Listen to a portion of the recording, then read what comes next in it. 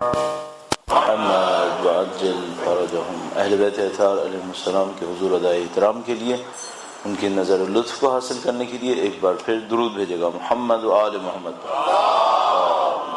صلی علی محمد محمد وعجل فرجهم۔ فاتحہ۔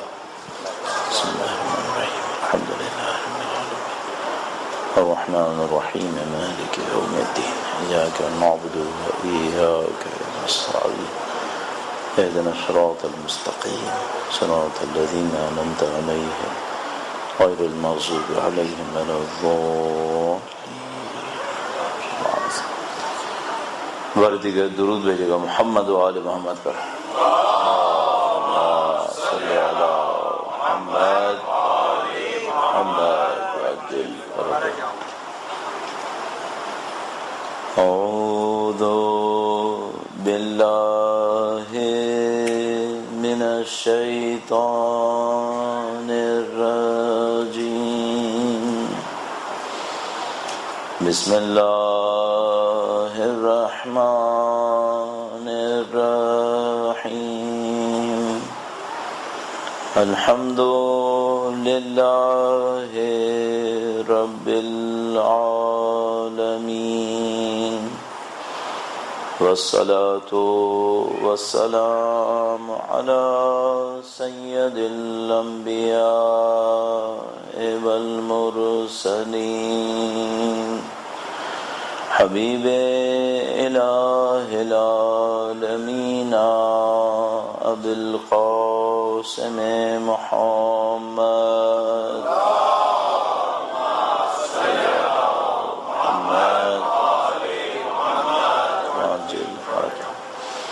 وعلى آلہ الطیبین الطاہرین، سیما بقیت اللہ فی الأراضین۔ قال اللہ تعالی فی کتابہ الکریم، بسم اللہ الرحمن الرحیم، ام حسبت ان اصحاب الكهف والرقیم كانوا من آیاتنا عجبا۔ درود بھیجے گا محمد و آل محمد، صلی علی محمد آل محمد وعجل فرجهم۔ پروردگار عالم کا انتہائی لطف و کرم، انتہائی احسان ہے، اس نے ہماری تمام تر کمیوں کوتاہی کے باوجود، لغزشوں خامیوں کے باوجود ہمیں اپنے دین کی ہدایت نصیب فرمائی ہے۔ اہل بیت اطہار علیہ السلام کی محبت ہمارے دلوں میں قرار فرمائی ہے، اور یہ کم احسان نہیں کہ اس نے ہمیں سید الشہداء کے نام سے منسوب قرار دیا، ہمیں دنیا میں حسینی پہچانا جاتا ہے۔ اللہ کی دی ہوئی ان تمام نعمتوں کا شکر بجا لانے کے لیے، اور وارث سے اہل بیت اطہار علیہ السلام وقت کے امام کے حضور جو صاحب عزا ہیں، اس مصیبت کا پرسہ در حقیقت وقت کے امام کے حضور پیش کرنا چاہیے، کیونکہ وہ اس خاندان کے وارث ہیں۔ ان کے حضور اپنی طرف سے تسلیت کا پیغام پہنچانے کے لیے، ان کے ظہور کی تعجیل کی دعا کے لیے درود بھیجے محمد و آل محمد، صلی علی محمد آل محمد عجل فرجهم۔ اللہ کے نبی نے اپنی تعلیمات کے اندر مستند ترین احادیث میں سے حدیث ثقلین کے اندر قرآن اور اہل بیت اطہار علیہ السلام کو دو ثقل تعبیر فرمایا، اور یہ دو ثقل اللہ کے نبی نے اس انداز میں بیان فرمائے کہ کہا کہ اگر کوئی ان دونوں سے تمسک کرتا ہے تو اس کی ہدایت میں کوئی شبہ، اس کی ہدایت میں کوئی تردد، کوئی تزلزل پیش نہیں آئے گا، ہمیشہ ہدایت کے اوپر باقی رہیں گے۔ یہاں پر گفتگو کی جاتی ہے کہ جو اللہ کے رسول نے فرمایا کہ ان سے تمسک کریں، تو اس سے تمسک کا مطلب کیا ہوگا؟ قرآن کریم سے تمسک کیسے کیا جائے گا؟ اہل بیت اطہار علیہ السلام سے تمسک کیسے کیا جائے؟ اب ظاہر ہے کہ ایک وہ تصور ہوتا ہے جو ہمارے ذہن کے اندر ہے، اور ایک وہ حقیقت ہوتی ہے جس کو نبی یا قرآن کریم ہم تک منتقل کرنا چاہتے ہیں۔ ہم لوگ معمولاً یہ کرتے ہیں کہ جو ہمارے ذہن میں پہلے سے اسٹرکچرز بنے ہوئے ہوتے ہیں، ہم قرآن اور اہل بیت کی تعلیمات کو ان اسٹرکچرز کے فلٹر سے گزار لیتے ہیں، اور اس کے بعد پھر اس کو سمجھنے کی کوشش کرتے ہیں۔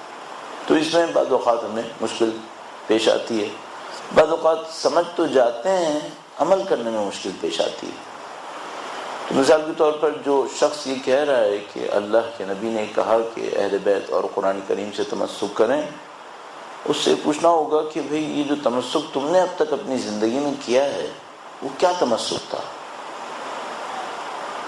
مثلا قرآن کریم کو اموات کے چہلم اور برسیوں پہ پڑھ لینا، آیا یہ قرآن سے تمسک ہے؟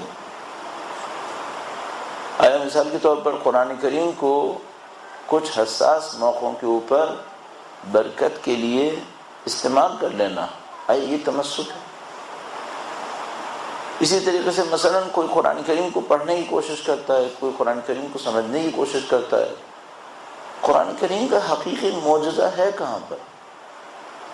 کس چیز کو قرآن کریم کا معجزہ کہا جائے؟ گرچہ ہمارا موضوع نہیں ہے، لیکن اس سے وصل کرتے ہوئے انشاءاللہ مثلا قرآن کریم کی فصاحت و بلاغت، ہم لوگ اپنے طور پہ یہ سوچتے ہیں، معمولاً ہم لوگ یہ کہتے ہیں قرآن کریم کی فصاحت و بلاغت اس کا معجزہ ہے۔ اب آپ خود تصور فرمائیے، اگر مجھے انگلش نہیں آتی، شیکسپیئر کی فصاحت میرے لیے معجزہ بنے گی؟ بھئی مجھے انگلش آتی ہی نہیں ہے، اور میں شیکسپیئر کے جو بھی ڈراماز اس نے لکھے ہوئے ہیں ان کو اگر اردو زبان میں یا فارسی یا عربی یا فرینچ میں اس کو پڑھ رہا ہوں، اس کی فصاحت و بلاغت مجھ تک منتقل کیسے ہوگی؟ ترجمے پڑھنے سے تو فصاحت سمجھ میں نہیں آتی، بلاغت سمجھ میں نہیں آتی۔ اب مثال کے طور پر اگر کوئی واقعاً قرآن کریم کو کما حقہ جانتا ہو تو شاید وہ سمجھ جائے کہ یہ جو قرآن کریم نے فرمایا قل هو اللہ احد اللہ الصمد، اس کی فصاحت کتنی ہے۔ لیکن اگر کوئی قرآن کریم کو نہیں جانتا ہے، یعنی عربی کو اس گہرائی کے ساتھ نہیں جانتا، اور جیسا کہ زیادہ تر ہم لوگ ایسے ہی ہیں کہ بھئی اگر مثلا فرض کیجئے میں نے عربی سیکھ بھی لی ہے، تو مثلا میں کسی عرب کنٹری کے اندر گیا، وہاں پہ کچھ لوگ عربی میں بات کر رہے تھے، میں نے بھی عربی سیکھ لی، کیا یہ عربی اس فصاحت و بلاغت کو سمجھنے کے لیے کافی ہوگی جو قرآن کریم کے اندر ہے؟ یہ بالکل ایسے ہی جیسے آپ مثال کے طور پر کینیڈا میں رہ رہے ہیں اور آپ کو انگلش آتی ہے، تو کیا جو انگریزی زبان کے ماسٹر پیسز ہیں ان کی ڈیپتھ کو آپ سمجھ پائیں گے اس انگلش سے جو آپ نے یہاں پہ رہتے ہوئے سیکھ لی ہے؟ ورنہ تو آپ سب لوگ انگلش لٹریچر کے ماسٹرز ہوتے، پھر اگر یہی ہونا تھا تو پھر آپ لوگ ماسٹرز ہوتے۔ ظاہر ہے کہ آپ نہیں کر پائیں گے اس طریقے سے۔ میل کو تھوڑا سا زیادہ ہو رہا ہے، کم کیجیے، درود بھیجیے گا محمد و آل محمد، اللہم صلی علی محمد آل محمد وعجل فرج۔ تو ہمیں معلوم ہے کہ اگر ہم سے ترجموں کے ذریعے سے فصاحت و بلاغت لینا چاہتے ہیں، ترجموں سے فصاحت و بلاغت نہیں آتی ہے۔ اب ہمیں اور آپ کو سوچنا پڑے گا کہ اگر فصاحت و بلاغت اس معنی میں جو ہم کہہ رہے تھے یہ قرآن کا معجزہ نہیں ہے، قرآن کا معجزہ پھر کس چیز کے اندر؟ تو مثال کے طور پر ممکن ہے کوئی اور آئے گا اور وہ یہ کہے گا کہ دیکھیے جو قرآن کریم کا معجزہ ہے یہ اس کی عادات کے اندر ہے، اس آئے کے نمبرز کو جمع کریں تو یہ حاصل ہوگا اور یہ ہوگا وہ ہوگا۔ میں خود آپ سے عرض کروں گا، کسی کتاب کا اصل کمال اس کے حروف کے اعداد میں ہے کیا؟ ظاہر ہے کہ نہیں۔ یہ ایک سائڈ میں ایک کوالٹی ہو سکتی ہے، جیسے کہ قرآن کریم میں ایسی خصوصیات بہت زیادہ ہیں۔ تو مثال کے طور پر اگر ہم خطاطی کی طرف جائیں، جنہوں نے قرآن کریم کو تحریر کیا ہاتھ سے،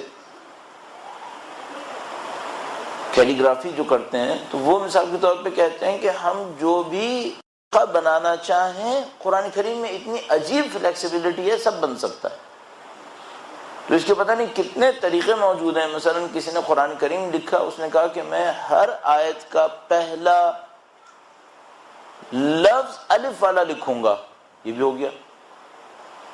ایک نے کہا کہ نہیں، ایک صفحے پہ الف والے لکھوں گا، دوسری صفحے پہ یا والے لکھوں گا، وہ بھی ہو گیا۔ کسی نے کہا کہ نہیں میں الف بے اس سے شروع کروں گا، چلو یہ بھی ہو گیا۔ پتہ نہیں کتنی فلیکسیبلٹی ہے، لیکن کیا یہ قرآن کا معجزہ ہے؟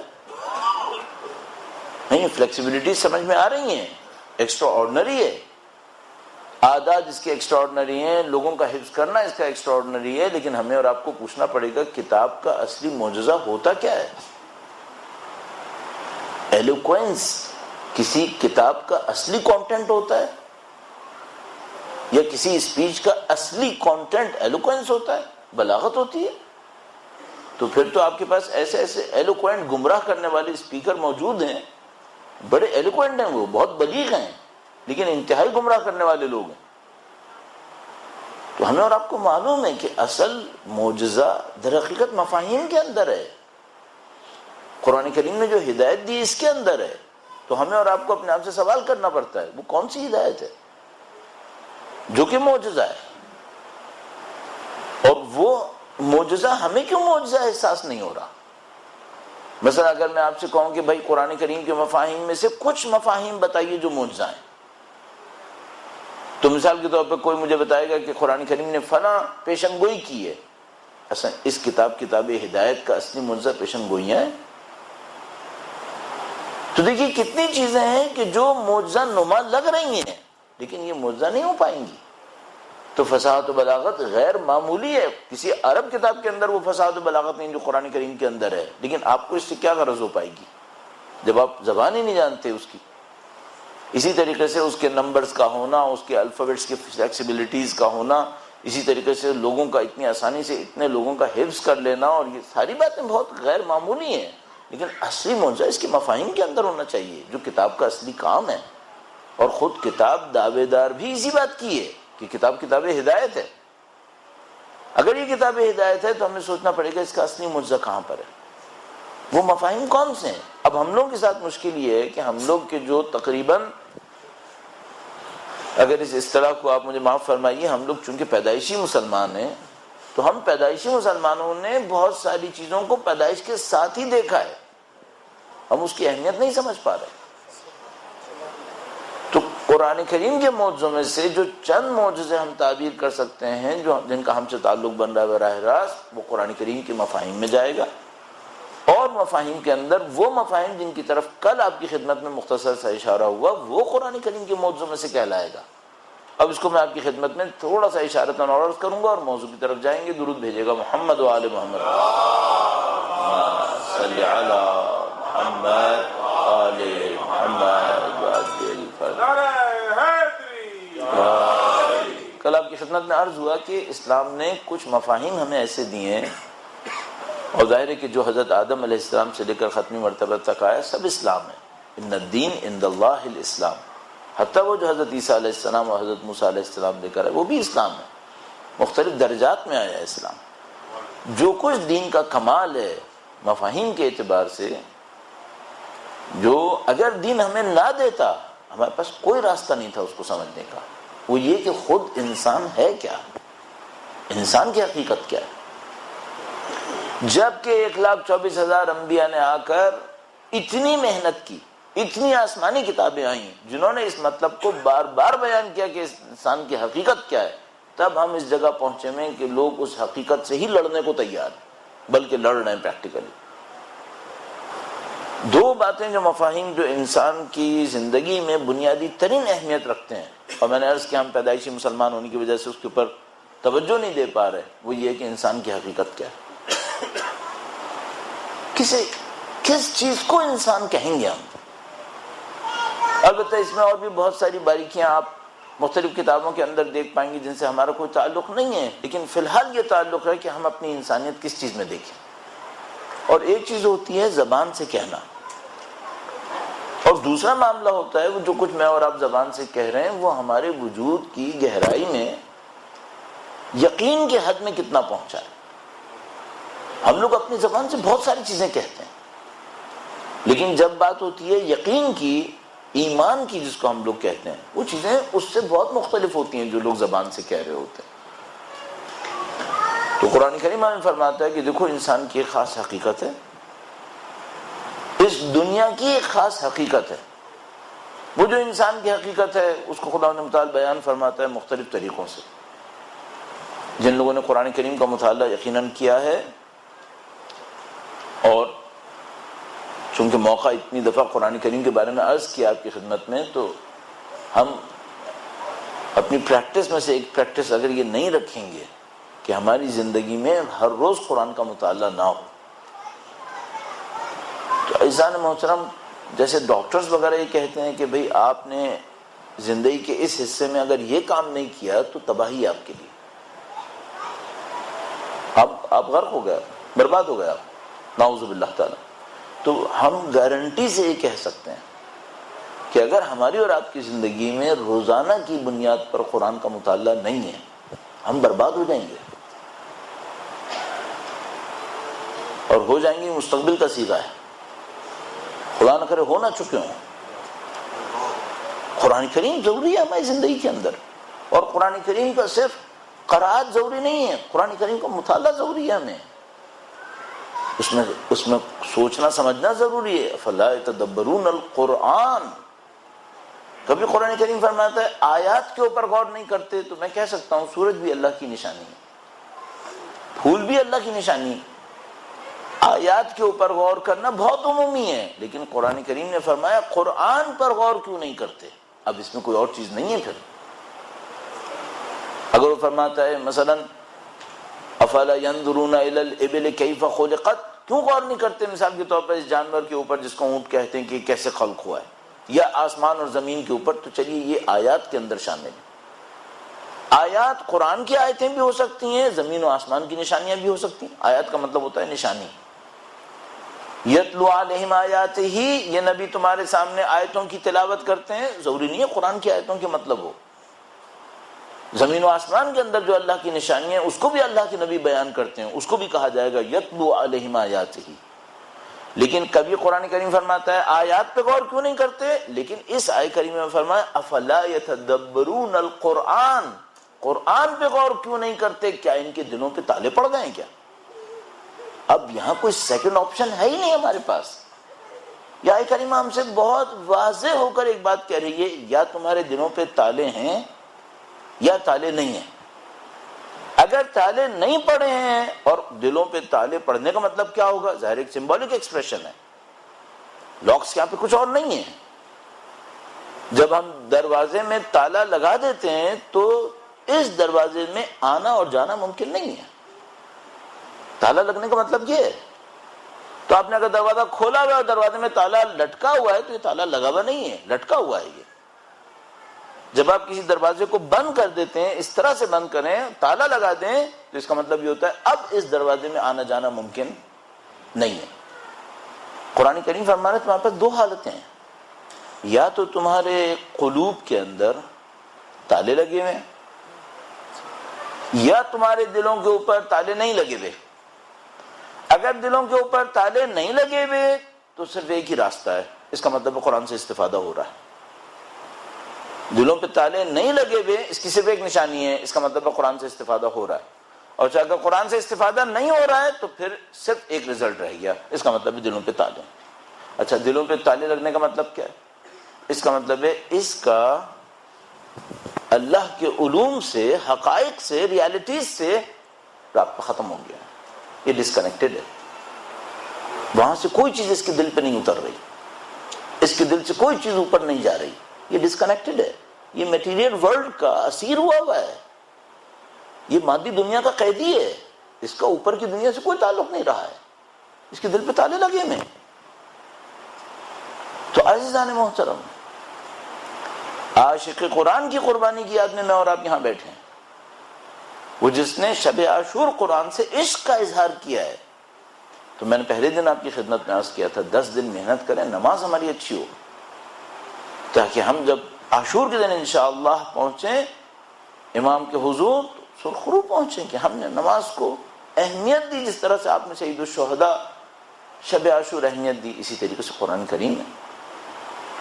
چند دن ماہ محرم کی گزر چکے ہیں، عاشور تک چند دن باقی ہیں. کم سے کم یہ جو ایام باقی ہیں اس میں آپ اپنے لیے ایک عہد کر سکتے ہیں اپنے امام کے ساتھ کہ مولا میں قرآن کریم کے ساتھ تمسک کرنا چاہتا ہوں، قرآن کریم سے رابطہ جوڑنا چاہتا ہوں۔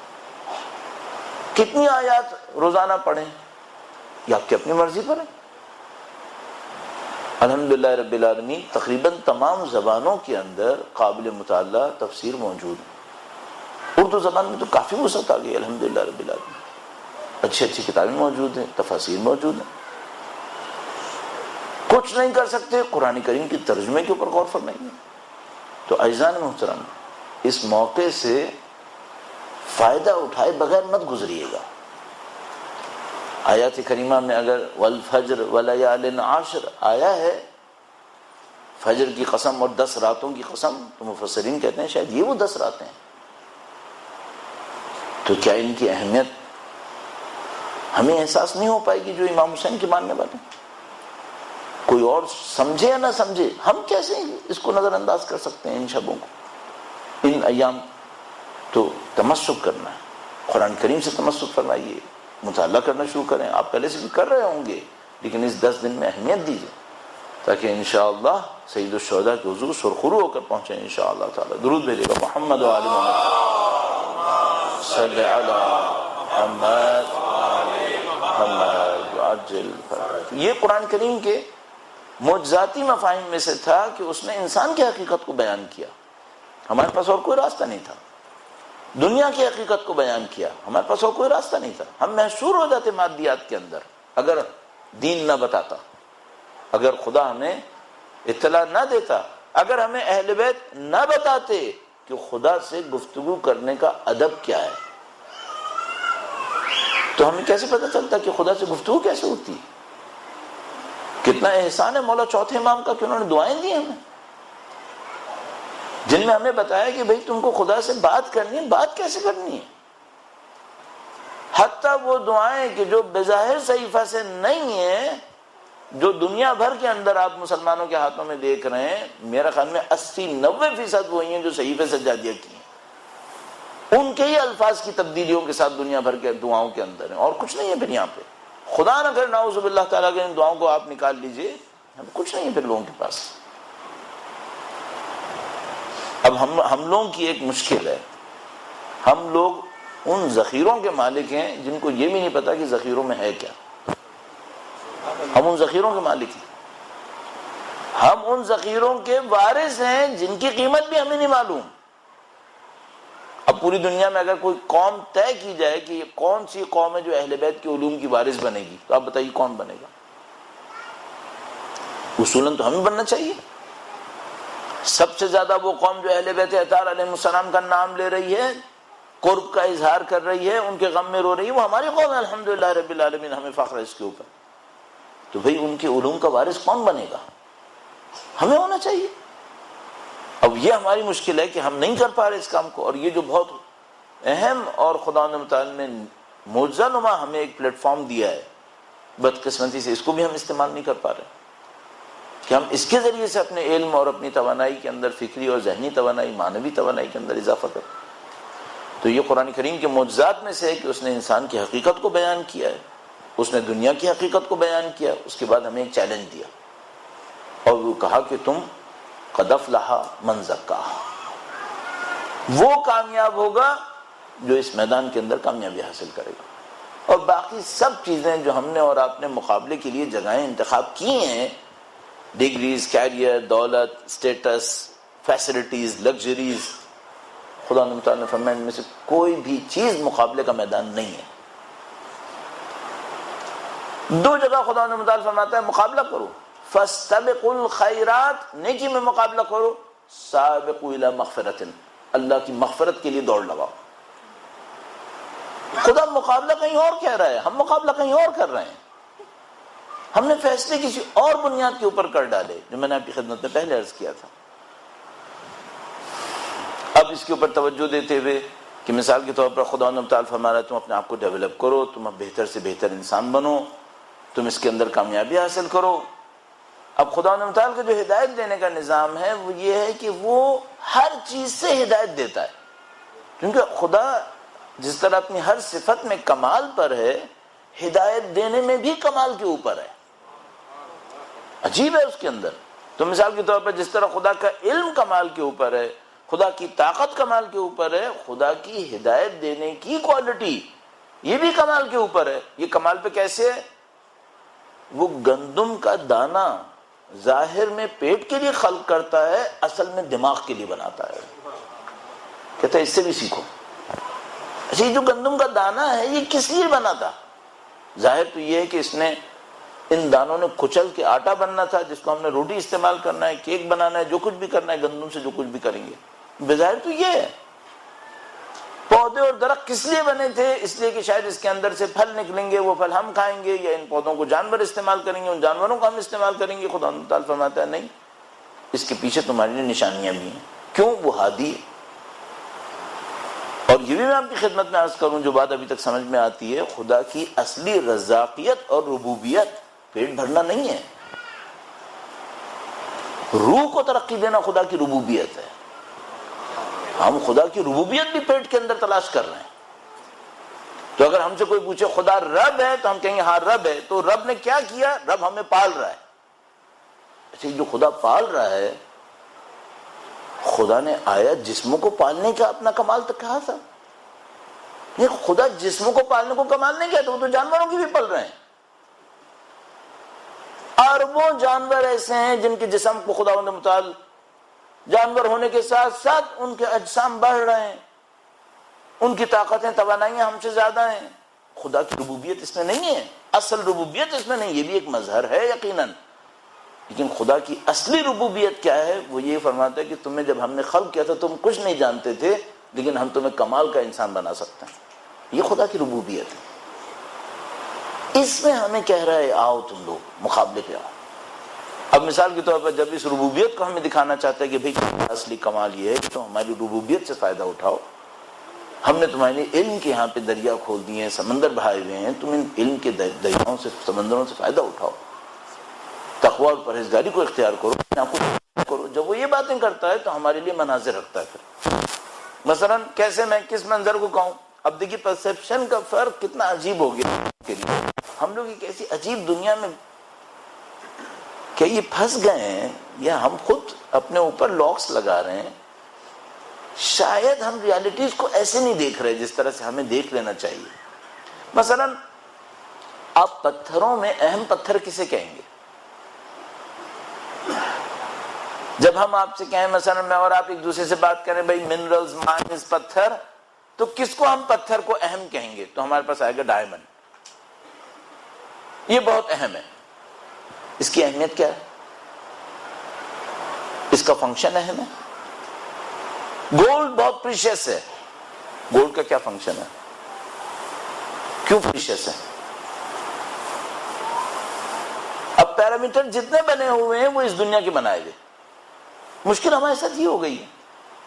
مثلا خدا نے متعال فرماتا ہے تم کچھ پتھروں کو دیکھو، ان میں سے کچھ پتھر ایسے ہیں جن کے اندر سے بھی پانی نکل آتا ہے۔ قرآن کریم میں مثال دی، کچھ پتھر ایسے ہیں ان پتھروں میں سے بھی پانی نکل آتا ہے۔ کیا مطلب؟ شاید مطلب یہ ان پتھروں سے بھی تمہیں فائدے نصیب ہوتے ہیں۔ ایک مطلب ہو گیا۔ اچھا درختوں کو دیکھو، ان میں سے کچھ درخت ایسے ہوتے ہیں جن کے اندر بہت زیادہ فائدے ہیں تمہارے لیے، یہ بھی قرآن کریم نے ارشاد فرمایا۔ سمندروں کو دیکھو، اس میں فائدہ ہے، جانوروں کو اس میں تمہارے لیے فائدہ ہے۔ اچھا یہ سب خدا بتا کیا رہا ہے؟ کہہ رہے جب میں نے لکڑیاں ایسی بنائی ہیں جن میں کچھ میں فائدہ ہے کچھ میں نہیں ہے، ظاہری طور پہ کچھ پتھر ایسے بنائے جن میں فائدہ ہے اور کچھ میں بظاہر نہیں ہے، کچھ جانور ایسے بنائے جن میں کچھ میں فائدہ ہے کچھ میں نہیں ہے۔ اب تم بتاؤ تم انسان کیسا بننا چاہتے ہو؟ کیسا انسان بننا چاہتے ہو؟ بھائی اگر تم پتھر ہی بننا چاہتے ہو نا تو وہ پتھر بنو جس میں پانی نکلتا ہو۔ درخت بننا چاہتے ہو نا، نعوذ باللہ تعالیٰ تمہاری عقل اتنی اوپر نہیں آ رہی، تم درختوں کی طرح بننا چاہتے ہو، تو درختوں میں بھی تو فائدے مند درخت ہیں۔ جانوروں کے اندر بھی کچھ جانور ہیں جن کے فائدے ہیں، تم کیسے انسان بننا چاہتے ہو؟ تھوڑا سا کنٹرول کر لیجیے۔ تو تم کیسے انسان بنو گے؟ تم مفید انسان بنو، ایسے انسان بنو جس کی ذات سے دوسرے انسانوں کو فائدہ پہنچ جائے، ورنہ کیا فائدہ ہوگا تمہاری زندگی کا؟ جانوروں کی زندگی سب گزار رہا ہے۔ تو اعزائے محترم ہمیں چیلنج یہاں پہ ملا ہے کہ بھئی مفید انسان بنو. اب یہ جو مفید انسان ہے، میں نے بہت وقت لیا آپ کا اس ابتدائی گفتگو کے اندر ہی، کیسے انسان مفید بنے. اب دیکھیں مفید ہونے کے درجات طے کر لیتے ہیں، اور ہمیں حسینیت کے اوپر بات کرنی ہے انشاءاللہ. اس سے متصل کرنے کے لیے اب تھوڑا سا تیزی سے چلتے ہوئے، فائدہ کسے کہیں گے؟ بھئی ہمیں معلوم ہے کہ کچھ، مثال کے طور پر کوئی انسان بھوکا ہے، آپ اس کو فائدہ پہنچانا چاہتے ہیں، آپ یہ کرتے ہیں اس کو ایک وقت کھانا کھلا دیتے ہیں. اچھا پوری دنیا کے اندر طے شدہ ہے کہ ہاں کچھ لوگ ایسے ہیں جن کو 5 سال کے منصوبے کے اوپر نہیں چھوڑا جا سکتا ہے، یہ آج بھوکے ہیں، ان کو ابھی ان کی بھوک کا خاتمہ بہت ضروری ہے. یہ باتیں قبول ہیں، لیکن ہم سب کو معلوم ہے کہ اگر صرف ایک وقت کی بھوک کا ہی خاتمہ کرتے رہے ہم لوگ تو کبھی بھی بھوکے ختم نہیں ہوں گے، بھوکے بڑھتے چلے جائیں گے. تو ہم یہ کہتے ہیں کہ بھئی ایک بھوکے کی بھوک کا ایک وقت خاتمہ کرنا بہت ضروری ہے، اس کو لمبے مدت کے اوپر نہیں چھوڑا جا سکتا ہے. لیکن اصل مسئلہ اس وقت بھوک کا پورا ہونا نہیں ہے. اصل مسئلہ یہ ہے کہ اس بھوکے کو کسی اس قابل بنا دینا کہ اپنی بھوک کا خود ہی مقابلہ کر سکے، یہ بہت ضروری ہے. تو مثال کے طور پر میں اور آپ کہیں گے کہ بھئی ایک بھوکے کی بھوک کا مقابلہ کرنا کھانا دے کر، یہ تو بہت ٹیمپریری سولوشن ہے. ایک پرماننٹ سولوشن ہونا چاہیے. پرماننٹ سولوشن کیا ہونا چاہیے؟ اس بھوکے کو اس قابل بنا دو کہ وہ اپنی بھوک کو خود ہی پورا کر سکے. صحیح ہے، یہ فائدے کی بات ہو گئی نا. اب اس میں ایک بھوکے کے ساتھ آپ نے کیا، ایک آدمی کو کھانا کھلایا، اس کی ایک ویلیو علیحدہ ہے. 1,00,000 لوگوں کو کھانا کھلایا، اس کی ویلیو علیحدہ ہے. ایک آدمی کو روزگار پہ لگایا تاکہ بھوکا نہ رہے، اس کی ویلیو علیحدہ ہے. 1,00,000 لوگوں کو روزگار پہ لگایا تاکہ ان کے اندر بھوک نہ رہے، اس کی ویلیو علیحدہ ہے. اب میں ایک اور بات پوچھوں گا، آپ نے وہ نظام توڑ دیا جو بھوکے بنا رہا تھا، اس کی کتنی ویلیو ہے؟ اسے کون کرے گا؟ بھوکے کا پیٹ بھرو ایکچولی چیلنج نہیں ہے، کیونکہ ظالم کہے گا بھرو، میں بھوکے بنائے جا رہا ہوں اور تم پیٹ بھرے جاؤ. آپ بھوکوں کو روزگار پہ لائیے، صرف ایک کام ہوگا، آپ نے بھوکوں کی جگہ تبدیل کر دی ہے. اس بھوکے کو روزگار پہ لگا دیا، اس کا مطلب ہے ایک اور روزگار ختم ہو گیا، اب وہ بھوکوں کی لائن میں آ گیا. کیوں؟ اس نظام میں اس سے زیادہ لوگوں کو حق نہیں مل رہا ہے. اگر سب کو حق مل رہا ہوتا تو یہ بھوکا ہے ہی کیوں؟ اب میں نے اس بھوکے کو تعلیم دی، اس بھوکے کے بچوں کو تعلیم دی. اس میں بھی 2 درجے ہیں. ایک دفعہ کیا ہوتا ہے، میں بھوکے کو کہتا ہوں تم بھوکے رہو، تمہارے بچوں کو میں پڑھا رہا ہوں. اس میں صرف میں کیوس کریٹ کر رہا ہوتا ہوں. کیوں؟ ان بچوں کو اپنے باپ کی محبت سے بھی میں نے محروم کر دیا ہے. مجھے چاہیے تھا میں اس کو پاؤں پہ کھڑا کرتا، وہ خود اپنے بچوں کو پالتا، تاکہ فیملی کا بانڈ تو کم سے کم نہ ٹوٹے. ہمیں اس کمپلیکیشن پہ جانا پڑے گا. بس ایک دفعہ میں نے بھوکے کا پیٹ بھرا، ایک دفعہ بھوکے کو جاب پہ لگایا، ایک دفعہ بھوکے کے بچوں کو ایجوکیشن کے اندر لگایا. لیکن میں نے صرف ایک کام کیا ہے، میں نے بھوکوں کو ریپلیس کیا ہے. صرف یہ کام ہوا ہے. کیوں؟ سسٹم میں اگر ظلم نہ ہوتا تو یہ بھوکا تھا ہی کیوں؟ اب کچھ لوگوں کو آ کر یہ کہنا پڑے گا بھائی یہ سسٹم ظالمانہ ہے، اس سسٹم میں ظلم ہے، انجسٹس ہے، یہ بھوکے بنا رہا ہے. ہم یا بھوکے کا پیٹ بھرتے رہ جائیں گے یا بھوکوں کی جگہوں کو تبدیل کرتے چلے جائیں گے. بھوکے بننا ختم نہیں ہوگا. کب ختم ہوگا؟ جب یہ نظام ٹوٹے گا. ظلم کا نظام توڑنا پڑے گا. اچھا اب میں ایک اور بات کہوں گا، چلو میں ظلم کا نظام توڑنے کی طرف جاتا ہوں. کیسے توڑوں؟ میں جا کے ظلم کا نظام کیسے توڑ لوں اکیلے؟ اب میرے پاس صرف ایک راستہ رہ جاتا ہے، نہیں میں نے اکیلے نے نہیں توڑنا ہے، ہم سب نے جو اس ظلم کے نظام میں پھنسے ہوئے ہیں اس کا مقابلہ کرنا ہے. اب مجھے بتائیے خدمت کون سی تھی؟ ایک بھوکے کا پیٹ بھرنا خدمت ہے؟ 1,00,000 بھوکوں کا پیٹ بھرنا خدمت ہے؟ 1,00,000 بھوکوں کو روزگار پہ لگانا یہ خدمت ہے؟ 1,00,000 بھوکوں کے بچوں کو تعلیم دینا یہ خدمت ہے یا نہیں؟ ان انسانوں کو ظلم کے خلاف آگہی اور شعور دینا یہ خدمت ہے.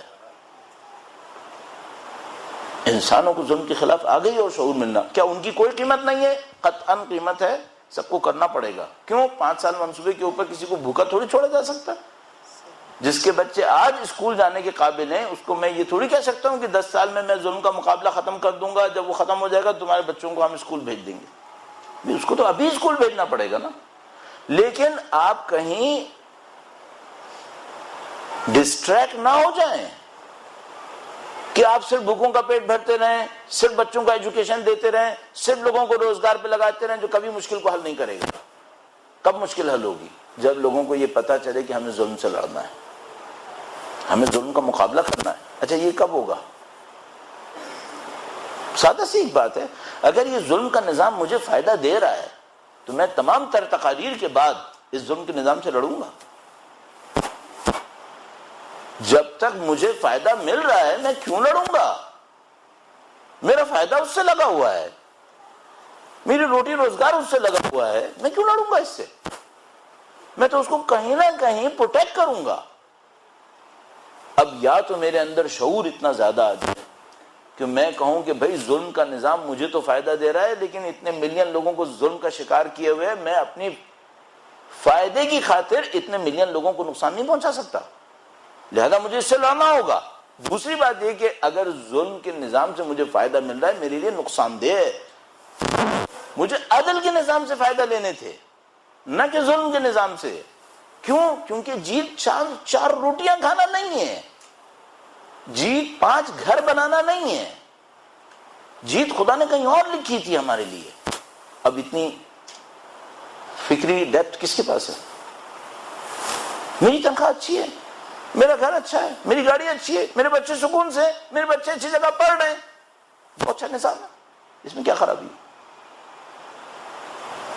کتنوں کی قیمت پہ ہو رہا ہے یہ؟ میں کیوں پوچھوں؟ مجھے کیا ضرورت پڑی ہے؟ یہ وہ چیزیں جو ہمارے ساتھ ہو رہی ہے، اور یہ وہ چیزیں جو انسانوں کے ساتھ ہو رہی ہے. اور اگر ہم اتنے قابل ہوتے کہ ہم اس کو چیلنج کر رہے ہوتے تو ہم غیبت میں کیوں ہوتے؟ ظہور ہو چکا ہوتا. اگر ظلم کے نظاموں سے ہماری دلی وابستگیاں نہ ہوتی اور محبتیں نہیں ہوتی نا تو اب تک ظہور ہو چکا ہوتا. یہ جو ظلم کے نظاموں سے ہماری دلی محبتیں جوڑی ہوئی ہیں یہ رکاوٹ بنی ہوئی ہیں. اور کیوں ہم ان محبتوں کو علیحدہ نہیں کر پا رہے؟ اپنے جز وقتی فائدوں کی وجہ سے کہ بھئی کم سے کم میرا کام چل رہا ہے. اور نہ صرف یہ کہ ہمیں یہ سمجھ میں نہیں آ رہا کہ یہ کام چلنا غلط ہے، یہ بھی کام نہیں چل رہا، اس کی بھی قیمت ہمیں ادا کرنی پڑے گی. کاش ہمیں سمجھ میں آئے کہ ظلم کی ہمیشہ سخت قیمت ہمیں ادا کرنی ہوتی ہے چاہے فائدہ دے رہا ہو. اگر ظلم میں ہمارے لیے بھلائی ہوتی نا تو خدا ظلم سے لڑنے کا حکم بھی نہیں دیتا. خدا کیا ہماری مصلحت نہیں دیکھتا؟ اگر خدا کہہ رہا ہے جھوٹ سے لڑو، اس کا مطلب ہے جھوٹ میں تمہارے لیے بھلائی نہیں ہے. تو میں کہوں خدا میں جھوٹ بولتا ہوں کروڑوں روپے ملتے ہیں مجھے، تو کیا کہے گا مجھے؟ تمہیں صرف جہالت کی وجہ سے یہ ملنا لگ رہا ہے، تمہیں نادانی کی وجہ سے ملنا لگ رہا ہے، ورنہ یہ ملنا نہیں ہے تمہارے لیے، یہ تمہیں دھوکا ہوا ہے. تو عزیزان محترم، حق اور حقیقت مطلب یہ ہے کہ ہمیں دیکھنا پڑے گا کہ بھئی یہ جو خدا نے ہم انسانیت کو، ہماری انسانیت کو ڈیفائن کیا ہے، ہماری ڈیسٹینی کو ڈیفائن کیا، ہماری ریالٹی کو ڈیفائن کیا ہے، اس میں ہے کیا؟ یہ جب تک ہماری لائف میں فیصلوں کی کور ریالٹی نہیں بنے گی، یہ اسٹینڈرڈ بنے جس کے اوپر ہم نے فیصلے کرنے ہوں، اس وقت تک ہم اس کے مزے کیسے لے سکتے ہیں؟ ہم اپنے آپ کو مطمئن کر سکتے ہیں. درود بھیجے گا محمد و آل محمد پر. صلی علی محمد و آل محمد وعجل. بعض اوقات میں دیکھتا ہوں کہ میڈیا، مختلف سینٹرز جو پاور کے ہیں، وہ کس طریقے سے یا خود بے وقوف بنے ہوئے ہیں یا ہمیں بے وقوف بنا رہے ہیں، نعوذ باللہ تعالی. مثلا دیکھیں گے آپ، ایک میڈیا ہے اور مثلا اس کے اندر کسی کے ساتھ کوئی غلط کام ہو گیا ہے، اس کے اوپر بہت زیادہ پروپیگیٹ کیا جائے گا، اس کو پورٹری کیا جائے گا کہ دیکھو بھئی اس کے ساتھ غلط ہوا ہے، یہ اس کا بہت ساتھ دینا چاہیے، یہ ہو رہا ہے، وہ ہو رہا ہے، یہ ساری باتیں کی جائیں گی. اچھا جب انسان اس کو انالیسس کرے گا تو دیکھے گا کہ اس کے ساتھ جو کچھ ہوا ہے اس کا اصلی ذمہ دار یہی میڈیا ہے. اسی نے وہ آئیڈیالوجی پھیلائی ہے جس کے بعد یہ ہونا ہے. یہ جتنا باتیں ہو رہی ہیں، مثال کے طور پر فرض کیجئے، میں نام بھی نہیں لینا چاہ رہا ہوں، ان جرائم کی جس کے اوپر آج کی دنیا کہتی ہے ہمیں لڑنا ہے، ان جرائم کی نظریاتی بنیادیں کیا ہیں؟ بچوں کے سلسلے میں جو جرائم ہو رہے ہیں، مختلف قسم کے جو جرائم ہمارے پاس موجود ہیں، پس ترین جرائم، ان جرائم کی فکری بنیادیں کیا ہیں؟ کس نے پھیلائی ہیں؟ انہی بھی نے پھیلائی ہیں۔ ایک طرف سے جرم کی فکری زمینیں کو پھیلا رہے ہیں جس میں جرم ہونا ہے، اس کے بعد ایک بیچارے مظلوم کو پکڑ کے سمجھتے ہیں ہم نے کام کر دیا۔ بھائی تم اگر اتنے اچھے ہوتے تو تم نے پھیلایا کیوں تھا؟ یہ ڈرامہ کیا کیوں تھا؟ پھر یہ وہ غلطی ہے جس میں ہم بھی پھنس سکتے ہیں۔ اب ہمیں جو سید الشہداء کا کارنامہ نظر آتا ہے وہ یہ تھا کہ سید الشہداء نے صرف یہ نہیں کیا کہ وہ تشریف فرما ہوتے اور انہوں نے دیکھا کہ بھئی ایک یزید آنے والا ہے اور اب سید الشہداء مثال کے طور پر چند لوگوں کا پیٹ بھرتے، چند لوگوں کا جو مظلوم ہو گئے تھے ان کا ساتھ دیتے، انہوں نے فرمایا ہی نہیں، یہاں پہ ایک نظام آنے والا ہے اور یہ نظام ایسا نظام ہے کہ اس کے بعد کسی کا بھی حق اپنی جگہ کے اوپر باقی نہیں رہے گا۔ وعلی الاسلام السلام، خدا کے دین کو خدا حافظ کہنا پڑ جائے گا اگر یہ نظام آ گیا۔ چونکہ ایسا ایک نظام آنے والا ہے جس کے اندر کسی کا حق باقی نہیں رہے گا، تو میں جو وارث انبیاء ہوں میری ذمہ داری ہے کہ میں اپنے کام کو انجام دوں۔ کیا کام انجام دیں اس کو آپ کی خدمت میں عرض کروں گا، تھوڑا سا درود بھیجتے ہوئے آگے تشریف لے گا۔ درود بھیجے گا محمد و آل محمد، محمد و آل محمد۔ ایک بار پھر درود بھیجے گا محمد و آل محمد۔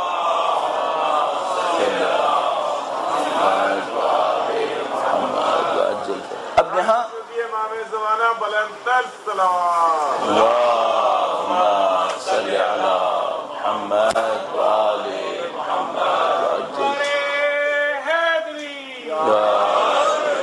سید الشہداء کے کام کے سلسلے میں دو بہت امپورٹنٹ پوائنٹ سمجھ میں آتے ہیں۔ ظاہر ہے کہ یہ تو اتنا بڑا موضوع ہے کہ ہم 10 دن بھی جب دے دیں گے تب بھی ہم اس کو قطعاً پورا نہیں کر پائیں گے، لیکن بہرحال ایک پوائنٹ بہت امپورٹنٹ سمجھ میں آیا ہے، وہ یہ کہ سید الشہداء نے انتظار نہیں کیا کہ پہلے یزید آ جائے، ظلم کرنا شروع کر دے، دین اسلام خطرے میں پڑ جائے، اب سید الشہداء کہیں چلو اب میں مقابلہ شروع کرتا ہوں۔ نہیں، سید الشہداء نے فرمایا کہ میں آگے دیکھ رہا ہوں کیا ہونے والا ہے، مجھے معلوم ہے کیا کرنے والا ہے، میں انتظار نہیں کروں گا کہ یہ یزید تمام جگہوں کے اوپر بیعت لے لے اس کے بعد پھر میں دیکھوں گا کہ مجھے کیا کرنا ہے۔ نہیں، فرمایا میں انتظار نہیں کروں گا اس کا، میں ہرگز اس معاملے کے اوپر خاموشی اختیار نہیں کروں گا، یہاں تک کہ جب کسی نے کہا بھی کہ آپ کہیں اور تشریف فرما ہو جائیے، تو میں کہیں پر بھی جاؤں گا یہ میرے پیچھے آئے گا۔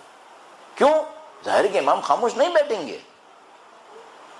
تو امام نے جو ہمیں پیغام دیا وہ یہ کہ انتظار مت کرو کہ پہلے ظلم تمہاری جڑوں تک پہنچ جائے، تمہارے سروں تک پہنچ جائے، نہیں، اٹھ کے مقابلہ کرو۔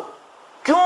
جو قیمت تم اس وقت دو گے اس سے کہیں کم قیمت پہ اس وقت جیتو گے، کہیں کم قیمت پہ جیت جاؤ گے، لیکن اگر ابھی نہیں اٹھے پھر جو قیمت دینی پڑے گی اس سے بہت زیادہ ہوگی جو تم نے تصور کیے۔ اور یہ ایک عجیب معاملہ ہے عزیزان محترم، اس کو میں آپ کی خدمت میں عرض کرتے ہوئے ڈرتا ہوں کہ آپ لوگ یہ سوچیں کہ ہم بہت زیادہ تنقید کر رہے ہیں اور آپ کے اوپر تنقید کرنے کی کوشش کر رہے ہیں، خدا نہ کرے۔ نہیں، ہمارا کام اصول کو بیان کرنا ہے۔ آپ اصول کے اندر رکھ کے دیکھیے، سید الشہداء کو لوگ اگر ساتھ دیتے کتنے لوگوں نے شہید ہونا تھا؟ بھئی ہمارے سامنے عبید اللہ ابن زیاد اور شامیوں کا جو سارا لشکر بن جاتا، فرض محال بھی لے لوں نا، 1,00,000 لوگ بن جاتے، کتنا بڑا لشکر ہوتا۔ سید الشہداء کا لشکر مشکل سے 200 افراد تھے ابتدا میں، مشکل سے 200۔ حر کا لشکر تھا 1000 کا۔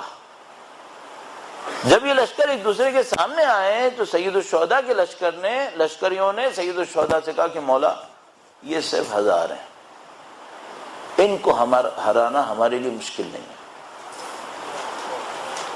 1:5 کی ریشو کے اوپر بات ہو رہی ہے۔ 1 اور 5 کی بات، اگر 200 بھی ہوں تو 200 بھی شاید نہیں تھے، اگر 1 کے اوپر 5 کی بھی گفتگو کریں تو سید الشہداء کا لشکر کہہ رہا ہے اس کو تو ہرانا کوئی مسئلہ نہیں ہے، اس کو تو ہم ابھی اٹھا کے پھینک دیں گے، ہیں کون یہ لوگ؟ 1 کے اوپر 5۔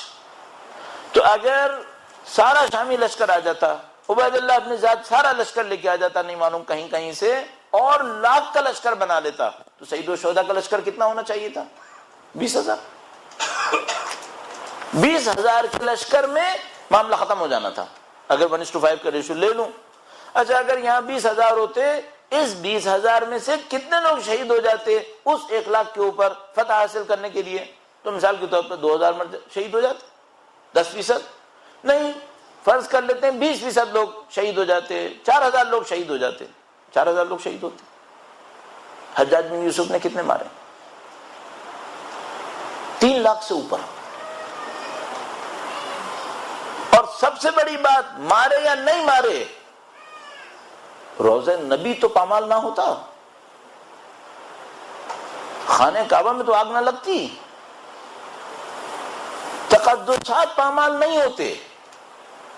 سب سے اہم یہ نہیں ہے کہ کتنی جانیں جاتی ہیں، یقین فرمائیے یہ اتنا اہم نہیں ہوتا. سب سے اہم یہ ہوتا کہ یہ جو مقدسات جن کے نتیجے میں کروڑوں کی جانیں بچنی تھیں یہ بچ جاتے. یہ بات خود ایک بہت مشکل مطلب ہمارے لیے سمجھنا ہے کہ کس طرح تقدسات کے ذریعے سے جانیں بچتی ہیں. اگر کعبہ رہے گا اور اس کا تقدس رہے گا تو کتنے لوگوں کی جان بچے گی یہ ہم لوگ سمجھ نہیں پائیں گے ابھی. تو مثال کے طور پر ممکن ہے مجھ سے کوئی یہ کہے کہ مولانا 20,000 لوگ مرے ایک کعبہ کو بچانے کے لیے. نہیں، معاملہ ایک کعبہ نہیں ہے، اس کعبہ کے پیچھے کیا آئیڈیالوجی ہے. اس آئیڈیالوجی نے 20,000 لوگوں کو نہیں حق دینا ہے، اس آئیڈیالوجی 7 ارب انسانوں کو حق دینا ہے. 7 ارب انسانوں کا حق پامال ہوگا اگر یہ خانہ کعبہ نہیں بچے گا. قرآن کریم میں یہ ارشاد فرماتا ہے. تو ایسا نہ محترم، اب سید الشہداء نے دیکھا کہ بھئی ایک نظام ظلم نہیں آنے والا ہے، نظام ظلم، اور یہ جب نظام ظلم آئے گا تو معاملہ صرف یہ نہیں ہوگا کہ کتنے لوگ پامال ہوں گے. ابھی اس کی ایک چھوٹی سی قیمت ہے، وہ قیمت دی جا سکتی ہے. وہ قیمت دے دی جائے ظلم کا نظام ختم ہو جائے گا. یہ سید الشہداء کا پہلا کارنامہ. اور دوسرا جو بہت بڑا امپورٹنٹ پوائنٹ ہے یہاں پر، بس پہلا پوائنٹ یہ ہوگا کہ آپ انتظار نہیں کریں، بعد میں قیمت بہت زیادہ ہو جائے گی. اور نہ صرف قیمت جانوں میں زیادہ ہوگی بلکہ تقدسات میں ہوگی. اور میں تیسری بات جو سخت کہنے والا تھا میں دوبارہ اپنے ذہن میں آگے تو میں کہوں گا، وہ یہ ہے کہ جس چیز کو بچانے کے لیے پیچھے ہٹا جائے گا کبھی بھی نصیب نہیں ہوگی، اسی سے ذلت آئے گی. یہ عجیب خدا کا قانون ہے. یہاں پر یہ دنیا کسی اور طرح سے بنی ہوئی ہے، ہم کسی اور طریقے سے اس سے ڈیل کر رہے ہیں. اگر میں نے اپنے اوپر رکھ کے مثال دیتا ہوں، شاید آسان ہے، وہ یہ کہ اگر میں نے اپنی کسی شہرت کو بچانے کے لیے اللہ کے دین پہ کمپرومائز کیا، نمبر 1 مجھے شہرت نہیں ملے گی. نمبر 2 اگر شہرت ملی یہ شہرت مجھے جہنم میں لے کے جائے گی. یہ شہرت مجھے دنیا اور آخرت کی ذلت نصیب کرے گی. نصیب کرے گی. وہ کیسے؟ اب دیکھیے میں امپلیمنٹ کروں گا. فرض کر لیجئے میں نے سوچا کہ بھئی میں دین خدا دیتا ہوں تو مجھے شہرت نہیں ملے گی اور مجھے شہرت چاہیے، تو میں نے نعوذ باللہ تعالیٰ اپنی شہرت کے لیے دین خدا دینا بند کر دیا. اب مجھے شہرت مل گئی. اب اس شہرت کے بعد 2 نتیجے ہوں گے. میں اس شہرت کے ساتھ جہنم میں جاؤں گا. ایک دوسری بات ہے، یہ جو میں شہرت مانگ رہا تھا یہ کس کے لیے مانگ رہا تھا؟ 2 باتیں ہو سکتی ہیں، اپنے لیے اور اپنی اولاد کے لیے. دونوں نے ذلیل ہونا ہے. میں نے بھی ذلیل ہونا ہے اور اس اولاد نے بھی ذلیل ہونا ہے نعوذ باللہ تعالی، جس کے مقابلے کے پر میں نے خدا کو رکھ لیا تھا. وہ بھی نہیں آئے گی. اب سب کچھ سے جائے گا. کیوں؟ ان سب کی خاطر خدا کا حکم پامال ہوا ہے. اچھا اب آئیے حسینیت کے معاملے میں. کیا سید الشہداء کے واقعے نے نہیں دکھایا ہمیں؟ لوگوں نے جان بچانے کے لیے امام کو اکیلا چھوڑا تھا نا. عمر سعد بدبخت کہتا ہے میرے باغ ہیں، میرے گھر ہے، میری خاندان ہے، اس لیے چھوڑ رہا ہوں نا. زیادہ سے زیادہ کہیں لوگوں نے کہا بھائی جنگ ہوگی تو مسجدیں جل جائیں گی اس لیے ہم نے امام کا ساتھ دے رہے. کھانے کا بچ گیا، مدینے کا روزہ بچا، عورتوں کی عزتیں بچی، کچھ بچا. تو جس کی خاطر تم نے امام کا ساتھ چھوڑا تھا ذرا بتانا اس میں سے کیا بچا ہے. یہ قانون ہے ہمیشہ کا خدا متعال کا. جب بھی دین خدا کو، خدا کے حکم کو کسی چیز کی خاطر پامال کیا جائے گا، مطمئن رہو کہ وہ تو گئی. اس نے نہیں نصیب میں آنا ہے، اور اگر نصیب میں آئی تو ایسی بے عزتی اور ذلت کے ساتھ نصیب میں آئے گی کہ خود پناہ مانگیں گے کہ کیا مصیبت ہے جو ہمارے سر پر آ گئی ہے۔ اب میں آپ کی خدمت میں عرض کروں گا، بعض اوقات اولاد اس لیے مصیبت بنی ہوئی ہے کیونکہ اس کی خاطر کچھ پامال ہوا ہے۔ مجھے اور آپ کو بہت ہوشیار رہنا پڑے گا کہ کہیں ہم اپنے کسی مصلحت کی خاطر دین و خدا پامال نہ کریں، وہ مصلحت ذلت میں تبدیل ہو جائے گی، وہ فائدہ ہمارا ذلت میں تبدیل ہو جائے گا اگر ہم نے اس کی خاطر دین و خدا کو پامال کیا ہے۔ یہ حسینیت ہمیں بتا رہی ہے، اور یہ جو کچھ میں نے آپ کی خدمت میں عرض کیا، کیا تاریخی شواہد سے نظر نہیں آ رہا؟ کیا اس میں کوئی مبالغہ آرائی کی آپ کے سامنے؟ آپ کوئی بھی تاریخ کی کتاب اٹھا کے دیکھ لیجیے، اس زمانے کے حالات کو مطالعہ فرمائیے، عجیب بات دیکھیں گے آپ۔ یہ جو اہل مدینہ تھے یہ مقدس لوگ تھے، ظاہری طور پہ یہ مقدس لوگ تھے۔ انہوں نے کہا کہ اگر ہم حسین کا ساتھ دیں گے بلوا ہوگا، معاشرے میں کیوس آئے گا۔ پھر کس کا سامنا کرنا پڑا؟ صرف 2 سال کے اندر اس لشکر یزید کا سامنا کرنا پڑا جس نے مدینہ کی کسی عورت کو نہیں چھوڑا، تباہی کر دی مدینہ کے اندر۔ 3 دن تک اتنا قتل عام مچایا، اتنا قتل عام مچایا، اتنی غارت گری کی کہ روضہ نبی کے اندر گھوڑا ایک استبل بنا ہوا تھا، اتنا خون تھا کہ گھوڑوں کی ٹاپیں خون کے اندر تھیں۔ یہ تاریخی حقائق ہیں، سنی شیعہ کا معاملہ بھی نہیں ہے، یہ سب نے لکھا ہوا کہ ہاں ایسا ہی ہوا۔ یہ کیسے ہو گیا؟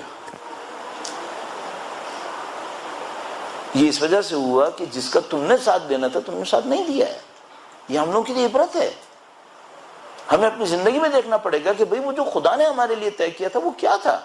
اگر وہ ہم نے حاصل نہیں کیا ہے، کسی اور چیز کو حاصل کرنے کے لیے جا رہے ہیں، باخدا وہ نصیب نہیں ہوگی، نصیب ہوئی تو ذلت کے ساتھ ہوگی، سکون نہیں ہوگا ہمیں اور ہماری اور آپ کی زندگی کے اندر۔ تو یہ وہ قوانین الہیہ ہیں جن کا ہمیں خیال رکھنا پڑے گا۔ درود بھیجے گا محمد و آل محمد، صلی علی محمد و آل۔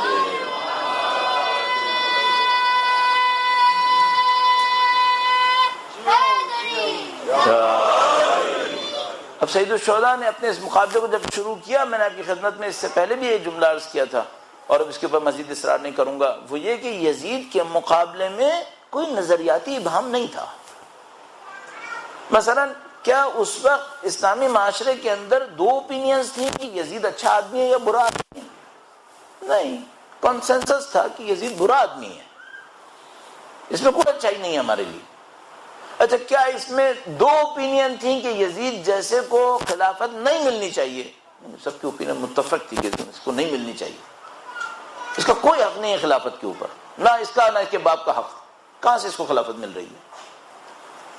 معاشرے متحد تھے کم سے کم یزید کے معاملے میں کہ یہ آدمی صحیح آدمی نہیں ہے، اس کو خلافت نہیں ملنی چاہیے، اور اگر یہ زور اور جبر کے ذریعے سے خلافت کی بیعت کا مطالبہ کر بھی رہا ہے، یہ کام غلط ہے۔ اس میں 2 اوپینین نہیں تھیں، لوگ متفق تھے اس میں، بات تک نظر آتا رہے، خط خطوط گئے، لوگ آئے گئے، حتیٰ جو لشکر یزید کے اندر کھڑے تھے وہ بھی متفق تھے کہ نہیں ایسا نہیں ہونا چاہیے تھا۔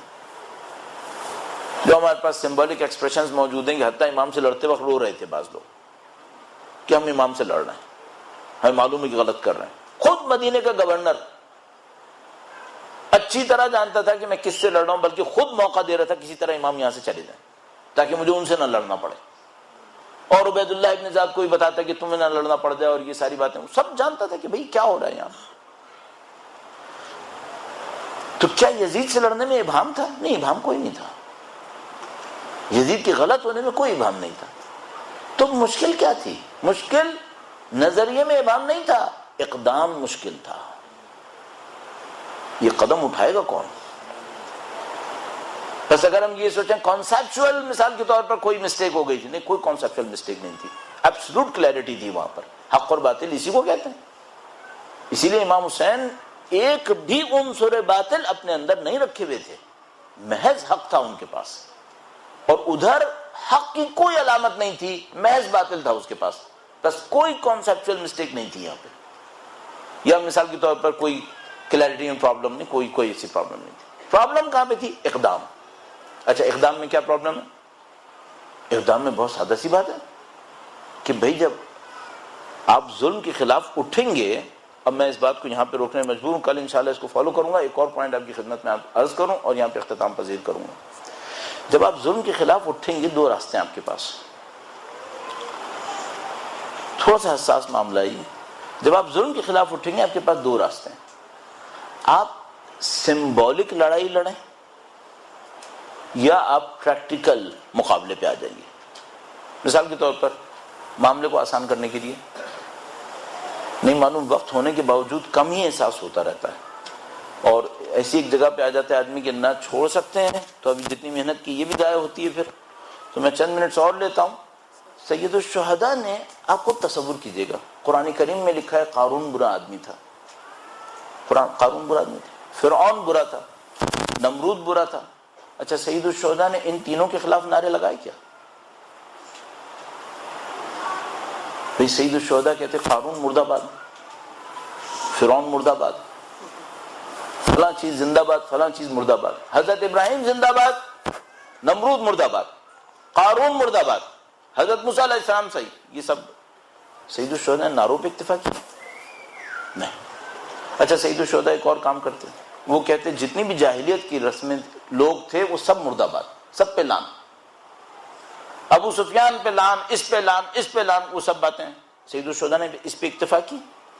نہیں. سید الشہداء نے کہا یہ تو سب غلط اور مردہ باد، لیکن یزید سے میرا اصلی مقابلہ شروع ہوا ہے. کیا مطلب اس کا؟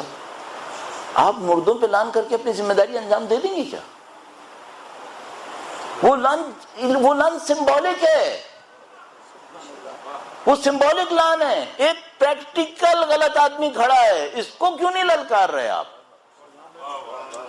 امام حسین نے تاریخ کے مردوں کو نہیں للکارا، ظالموں کو نہیں للکارا. وہ تو کہہ رہے تھے کہ غلط تھے. امام نے کہا بھی یہ جو آج کا قارون ہے اس کو کون للکارے گا؟ اس کو لڑو.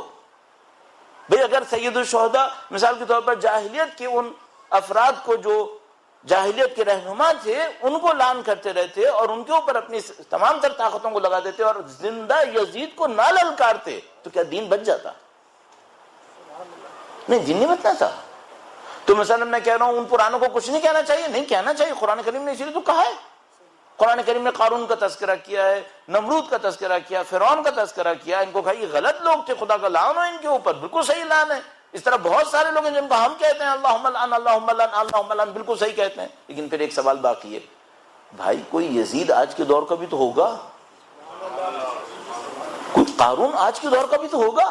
اب آپ خود بنائیں، امام حسین تاریخ کے قارون سے لڑے یا اپنے دور کے قارون سے لڑے؟ اپنے دور کے فرعون سے لڑے. پرانے فرعون کی بھی مذمت کی، عصر حاضر کے فرعون سے بھی لڑے. یہ وہ ڈسکنیکشن ہے جو ہمارے ساتھ ہو رہا ہے. ہم لوگ نہیں معلوم کیوں اور نہیں معلوم کی وجہ سمجھ میں آتی ہے، ہم تاریخ کے ظالموں کو للکارنا چاہ رہے ہیں. وہ نہیں واپس آئیں گے، اب وہ نام تبدیل کر کے واپس آئیں گے. اب کیا قارون نام کو ڈھونڈیں گے آج کے زمانے میں؟ کیا اب وہ قارون نہیں ڈھونڈے، قارونیت ڈھونڈنی ہے. فرعون نہیں ڈھونڈنا، فرعونیت ڈھونڈنی ہے. نہ یزید ڈھونڈنا ہے بلکہ آپ کو یزیدیت ڈھونڈنی ہے، جس طرح سید الشہداء نے کیا. سید الشہداء فرعونیت کو للکارا، وہ میدان میں آئے. اچھا اب ایک مسئلہ ہے، اگر آپ تاریخ کے فرعون کو بولتے رہیں تو وہ جہنم میں پڑا ہے، وہ کون سا واپس آئے گا؟ آپ عصر حاضر کے قارون کو للکاریں گے، وہ بدبخت کھڑا ہوا ہے سامنے، وہ نہیں چھوڑے گا. اور امام حسین نے کہا کہ بھئی تمہارا جہاد یہ تھوڑی ہے کہ تم پرانے جانے کے مردوں کو للکارتے رہو. اچھا چلو اگر یہ جہاد نہیں ہے تو یہ ہے ہی کیوں اصلا؟ یہ اس لیے تاکہ تمہاری شناخت ہو کہ یہ وہ کیریکٹرز ہیں جو ہر دور میں آتے رہتے ہیں. ان پہ لان اس لیے ضروری ہے. کوئی یہ کہ بھئی اس کا مطلب ہے کہ ان پہ لان ضروری نہیں ہے. نہیں، لان ضروری ہے. کیوں لان ضروری ہے؟ تاکہ تم کیریکٹر کو آئیڈینٹیفائی تو کر سکو. کم از کم تمہارے سامنے ایک پریکٹیکل کیریکٹر رکھا ہوا ہے کہ جو مثال کے طور پر 1400 سال پہلے آیا، جس کو آئیڈینٹیفائی کرو اس کے اندر کیا کوالٹیز تھیں یا کیا برائیاں تھیں. ان برائیوں کو دیکھو آج جس کے اندر ہیں. اور میں ایک اور بات بھی کہوں گا، پہلے بعد میں دیکھنا، پہلے اپنے اندر دیکھو، میرے اندر نہ ہو. اگر ایک آدمی ظلم کرے اور ظلم کرنے کو اپنا حق سمجھے، یہ قارون ہے، یہ فرعون ہے. ایک آدمی ظلم کرے اور ظلم کرنے کو اپنا حق سمجھے، یہ فرعون ہے، چاہے ایک گھر کے اوپر ظلم کرے، ایک گھر کا فرعون ہے۔ فرعون کیا کر رہا تھا؟ جعل اهلها شيعا يستضعف طائفة منهم يذبح ابناءهم ويستحيي نساءهم، سمجھتا تھا میں خدا ہوں، جو چاہوں گا کروں گا، اس کو پکڑا، اس کے اوپر ظلم کیا، اس کو اس سے لڑایا، کیوں؟ اپنی فرعونیت کے لیے۔ اچھا اگر میں ایک آرگنائزیشن کے اندر یہی کام کروں، میں ملک مصر کا فرعون نہیں ہوں، میں اس آرگنائزیشن کا فرعون ہوں۔ اگر میں کمیونٹی کے اندر یہی کام کروں، 4 بندوں کو لڑاؤں تاکہ میں اوپر رہوں، تو میں اس کمیونٹی کا فرعون ہوں۔ اچھا ہم لوگ پرانے فرعون سے لڑتے رہیں گے، کیوں؟ بہت سادہ سی بات ہے، نئے فرعون سے لڑوں گا مجھے تکلیف پہنچائے گا۔ اب آئیڈیالوجی بیچ میں آئے گی، دوبارہ آئیڈیالوجی یہاں بیچ میں آئے گی۔ اب جبکہ امام حسین نے عصر حاضر کے یزید کو للکارا، اب گھر چھوڑنا پڑے گا، ہاں گھر چھوڑنا پڑے گا، آپ کو بیوی بچوں کو خطرے میں ڈالنا پڑے گا۔ گھر بھی چھوڑا، بیوی بچوں کو بھی خطرے میں ڈالا، میدان جنگ میں اترنا پڑے گا تو جسم پہ زخم بھی لگیں گے اور ممکن ہے جان بھی جائے گی، اور سید الشہداء کے معاملے میں پہلے دن سے پتا تھا کہ جائے گی۔ اچھا اب مجھے گھر چھوڑنا ہے، غربت اٹھانی ہے، محرومیت اٹھانی ہے، آل اولاد کو مشکل میں دیکھنا ہے، بدن پہ زخم لگنے ہیں، میری جان بھی جائے گی، کس آئیڈیالوجی کے تحت یہ کام ہوگا؟ اگر میری آئیڈیالوجی یہ ہے کہ دنیا کے علاوہ تو کچھ ہے ہی نہیں، تو میں پاگل ہوں کہ میں یہ کام کروں گا؟ میں کیوں کروں؟ اب یہاں مجھے ایک آئیڈیالوجی چاہیے، تمہارے لیے دنیا اہم ہے یا آخرت؟ بھئی اگر میں جنگ میں اتروں گا میرے جسم پہ 300 زخم لگیں گے، اپنے آپ سے پوچھو تمہارا بدن اہم ہے یا تمہاری روح؟ بھئی اگر میں یزید کو للکاروں گا تو مجھے گھر چھوڑنا پڑے گا، مشکل اٹھانی پڑے گی، مخالفتیں آئیں گی، لوگ گالیاں دیں گے، تو اپنے آپ سے ایک بات پوچھنا، عزت کسے کہتے ہیں؟ یہاں سید الشہداء کی آئیڈیالوجی سامنے آتی ہے۔ اب کل میں کوشش کروں گا اس کے اوپر آپ کی خدمت میں عرض کروں، عزت، کیونکہ پہلی چیز جو رکاوٹ بنتی ہے سارے معاملے کے اندر وہ عزت کا معاملہ ہے۔ جسم پہ چوٹ تو بعد میں لگے گی، لاشا تو بعد میں پامال ہوگا، پہلی چیز کیا آئے گی؟ مخالفتیں اٹھانی ہیں، تنہائیاں جھیلنی ہیں، گھر بار کو چھوڑنا ہے، غربت کی زندگی اٹھانی ہے۔ تو اب میں پھنس گیا اس معاملے کے اندر، عزت کسے کہتے ہیں؟ اب سید الشہداء کی وکیبلری بالکل مختلف ہے، اور یہ خوبصورت ترین مقام ہے اس حسینیت کی انڈرسٹینڈنگ کا۔ میرے نزدیک خوبصورت ترین مقام اس وقت آتا ہے جب ہم سید الشہداء کی وکیبلری کو سمجھنے کی کوشش کرتے ہیں۔ کیا کمال ہے یہاں پر، قرآن کا ثقل یہاں ثابت ہوتا ہے۔ اگر قرآن نہ بتاتا نا کہ روح ہے تو ہم بدن میں پھنس جاتے، اگر خدا نہ بتاتا کہ آخرت ہے تو ہم دنیا میں پھنس جاتے، اگر حسین نہ بتاتے کہ عزت کیا ہے تو ہم ذلتوں کے پجاری تھے، ذلتوں میں پھنس جاتے۔ سید الشہداء نے عزت بتائی، دیکھو عزت کیا ہے، کمال کا مفہوم ہے یہاں پہ، ثقل قرآن یہاں پہ ہے مفاہیم کے اندر، کہ سید الشہداء نے ہمیں عزت دی، اور ایسی عزت دی کہ معاملہ ہی کچھ اور ہو گیا۔ اور انشاءاللہ کل آپ کی خدمت میں اس کے اوپر آرائز پیش کرنے کی کوشش کروں گا، لیکن یہ ظاہر ہے یہ جو کچھ ہوا یہ آسانی سے نہیں ہوا ہے، سختیوں کے ساتھ ہوا ہے۔ خداوند متعال نے اپنے سباب کو آسانیوں میں نہیں رکھا ہے۔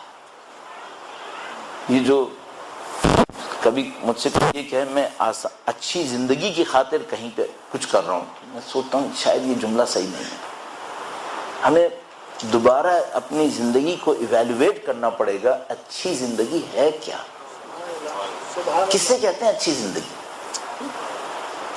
جو مدینے میں بڑے بڑے گھروں میں بیٹھے رہے، پرسکون ماحول کے اندر بیٹھے رہے، اور جو امام حسین کے ساتھ کربلا کے بن میں پیاسے رہے، اچھی زندگی کس کی تھی؟ کس نے اچھی زندگی لی؟ کس کا فیصلہ صحیح فیصلہ تھا؟ اور یہ اس سے ہم سیکھتے کیوں نہیں ہیں؟ کون سیکھے گا اس سے؟ سید الشہداء نے بصیرت دی لوگوں کو. وہ لوگ جن کو سمجھ میں نہیں آ رہا تھا، اچانک سب کچھ نظر آنے لگا، نہ سمجھ میں آنے لگا، نظر آنے لگا. صاحب بصیرت ہو گئے سب لوگ. شروع میں قربانیاں دی، پھر سید الشہداء نے ایسی بصیرت دی اب انہیں کوئی چیز ہلا ہی نہیں سکتی تھی. لا یخافون لومۃ لائم لا تحرکہ العواصف. وہ مومن بن گئے کالجبل الراسخ لا تحرکہ العواصف. سید الشہداء نے بصیرت دی. عاشور کی رات سے پہلے شاید کوئی گھبرایا، عاشور کے دن کوئی نہیں گھبرایا. سب کو شب عاشور بصیرت مل گئی. جتنی بھی سختی تھی اس کلائمیکس سے پہلے تھی جو چراغ بجھانے کا کلائمیکس تھا. بس اس کے بعد سختی نہیں تھی. ہم دیکھنے والوں کے لیے سختی تھی، ان کے لیے نہیں تھی. وہ لوگ پرسکون تھے. جتنا بھی گھبراہٹ تھی، جتنا بھی غم تھا، پریشانی تھی، اضطراب تھا، وہ سید الشہداء کی اس کشف سے پہلے تھا. بظاہر جو لگتا ہے کوئی سنا ہے شب روز عاشور کوئی گھبرا رہا تھا؟ ہر آدمی مطمئن تھا. کیسا اطمینان؟ ایسا اطمینان کہ لڑ رہے تھے کہ کون پہلے مرے. ایسا اطمینان. موت کے لیے مسابقہ کر رہے تھے. اتنے تیزی سے موت کے لیے بڑھ رہے تھے کہ ان کے رہنما کو کہنا پڑا بھائی موت کے لیے تھوڑا تو رکو، اتنی جلدی کیوں کرتے ہو؟ تھوڑا رکو تو صحیح. موت کے لیے رکو. یہ موت کے عاشق کیوں ہو گئے؟ اتنی بصیرتیں مل گئی ان کو. اور الحمدللہ رب العالمین اس میں کوئی فرق نہیں تھا کہ وہ آیا سید الشہداء کے ساتھ کب سے تھے یا 2 دن سے ساتھ تھے. اس میں بھی کوئی فرق نہیں تھا. اگر کسی نے اس امتحان آزمائش کو گزار لیا اور سید الشہداء کی بصیرت شامل حال ہو گئی، ہو گیا، پھر وہ اپنی نصرت میں کمال میں پہنچ گیا. تو مثال کے طور پر کل آپ کی خدمت میں عرض ہوا، حور تو 24 گھنٹے بھی امام کے ساتھ نہیں رہے. 24 گھنٹے بھی نہیں رہے. ایک لہجے میں یہاں آئے صاحب بصیرت ہو گئے. ایک لہجے میں یہاں پر آئے صاحب بصیرت. یہ کمال ہے امامت کا. خاک کو ہاتھ لگا دے تو جوہر بنا دیتا ہے.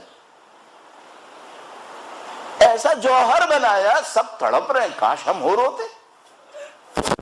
اور کمال دیکھنا ہے سید الشہداء کی اطاعت اور محبت کا. تو میں عزیزان محترم صرف آپ کی خدمت میں چند جملے مسائل کہتا ہوں، بہت تاخیر ہو گئی. پھر آپ جا کے دیکھیے کہ بھائی کیسے کیسے کمال دیا ہے سید الشہداء نے. اچھی زندگی کسے کہتے ہیں؟ اچھی زندگی کیا ہے؟ ایک موقع آ رہا ہے جب تمام اصحاب جمع ہو رہے ہیں، سب کوئی باری باتیں ہو رہی ہیں، کون پہلے جائے گا، کون بعد میں جائے گا. ایک بندہ خدا ہے اور وہ کہہ رہے کہ میرا تو اس معاملے میں کوئی حساب ہے ہی نہیں. میرا تو کوئی حساب نہیں ہے. کیوں؟ کیونکہ میں افام ہوں، نہ میں خاندان کا ہوں، نہ میرا کوئی حسب نسب ہے. میرا تو شمار ہی نہیں ہے یہاں پر. لیکن ایک آرزو لیے ہوئے ہے کہ کاش میں ان کا جیسا ہو جاؤں. آرزو تو ہے. ہاں ٹھیک ہے، میں ہوں ایسا کہ میں سیاہ فام ہوں، میرے جسم سے بدبو آتی ہے، میرا خون بھی شاید کچھ اور ہوگا، لیکن میرے اندر ایک آرزو ہے کہ کاش میں بھی امام کے ساتھ کھڑا ہو جاتا. غلاموں کے اندر بھی تو آرزو ہوتی ہے نا. جب جون کے مسائل پڑھ رہا ہوتا ہوں تو میں سوچتا ہوں کہ کاش ہم جون کے جیسے کوئی رنگ پکڑ لیتے. صبغۃ اللہ ومن احسن من اللہ صبغۃ. اللہ کا رنگ ہے، یہ اللہ کا رنگ ہے. تو جب تمام مجاہدین ایک ایک کر کے جا رہے ہیں، آ رہے ہیں، اور گفتگو ہو رہی کون پہلے جائے گا کون بعد میں جائے گا، یہ غلام کچھ نہیں کہہ پا رہا، کچھ بھی نہیں کہہ پا رہا. ایک موقع پہ سید الشہداء نے سب کو جمع کیا. اس زمانے میں دستور یہ تھا کہ اگر کسی کا کوئی غلام ہے اور میدان جنگ سے جا رہا ہے تو دشمن اس کو ہاتھ نہیں لگاتا تھا، کیونکہ وہ معذور تھا، وہ تو غلام تھا. تو سید الشہداء نے سارے غلاموں کو جمع کیا، کہا کہ دیکھو بھائی اب معاملہ جو ہے وہ جان پر ہے، اور ہم غلاموں کو سختیوں کے وقت کے لیے نہیں رکھا کرتے، جب تک آسانی کا وقت ہوتا ہے ہم غلاموں کو رکھتے ہیں، جب سختی کا وقت آتا ہے تو ہم غلاموں کو بھیج دیتے ہیں۔ یہ تو دنیا کا بڑا ہی عجیب کمانڈر ہے، اپنی فوجوں کو رات سے کہہ رہے ہیں چلے جاؤ چلے جاؤ، بہت عجیب کمانڈر ہے یہ۔